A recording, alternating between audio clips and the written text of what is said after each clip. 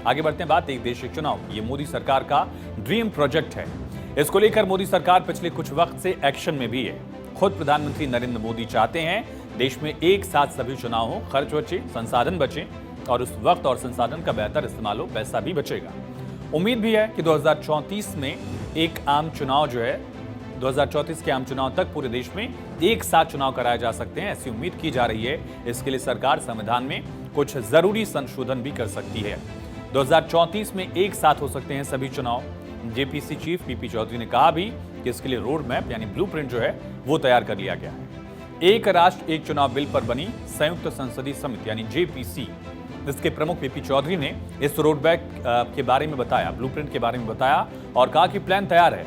इसको लेकर सभी चीजें आगे बढ़ रही हैं। पीपी चौधरी कहते हैं कि 2029 के बाद जिन राज्यों में विधानसभा चुनाव होंगे उनका कार्यकाल कम किया जाएगा। ऐसा इसलिए किया जाएगा ताकि 2034 में होने वाले लोकसभा चुनाव के साथ इन राज्यों के चुनाव भी कराए जा सके। जेपीसी अपना मसौदा कानून से आगे जाकर चुनाव को एक समान रखने के तरीके सुझा सकती है, जिसमें रचनात्मक या सकारात्मक अविश्वास प्रस्ताव के प्रावधान की भी सिफारिश करना शामिल है। सदस्यों ने सर्वसम्मति से सभी राज्यों केंद्र शासित प्रदेशों का दौरा करने का फैसला लिया। अब तक समिति ने 2 राज्यों का दौरा किया भी है और ये राज्य हैं महाराष्ट्र और उत्तराखंड। संविधान संशोधन विधेयकों के अनुसार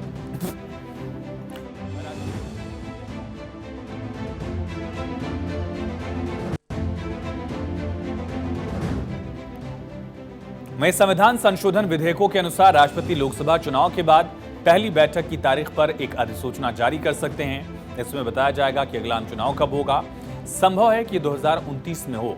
इसके बाद बनने वाले सभी राज्य विधानसभाओं का कार्यकाल लोकसभा के 5 साल के कार्यकाल के साथ ही खत्म हो जाएगा। अगर लोकसभा या किसी राज्य की विधानसभा 5 साल से पहले मान लीजिए कि भंग हो जाती है, सरकार गिर जाती है, तो बाकी बचे हुए समय के लिए ही चुनाव कराए जाएंगे। यानी अगर 2.5 साल में सरकार गिर गई, विधानसभा भंग हुई, तो अगला जो चुनाव होगा सिर्फ 2.5 साल के लिए होगा। इससे ये तय होगा कि अगला चुनाव अगले आम चुनाव के चक्र के साथ आए, यानी विधानसभा लोकसभा एक साथ होती रहे। यहां तक कि जिन राज्यों में चुनाव होने वाले हैं वहां भी विधानसभा चुनाव लोकसभा चुनाव के साथ ही कराए जाएंगे। एक देश एक चुनाव के विधेयक पिछले वर्ष दिसंबर 2024 में लोकसभा में पेश किया गया। तुरंत ही से पीपी चौधरी के नेतृत्व वाली जेपीसी को भेजा गया, जो फीडबैक के लिए स्टेक होल्डर्स हितधारकों के साथ लगातार परामर्श कर रही है, बातचीत कर रही है। ड्राफ्टेड विधेयक में लोकसभा और विधानसभा चुनाव को एक साथ लाने के लिए एक उपाय का प्रावधान, एक सोल्यूशन दिया गया, लेकिन पीपी चौधरी का मानना है समिति इस बारे में अतिरिक्त सिफारिश कर सकती है कि समन्वय को कैसे कायम रखा जाए। इसका जिक्र इसमें किया गया है।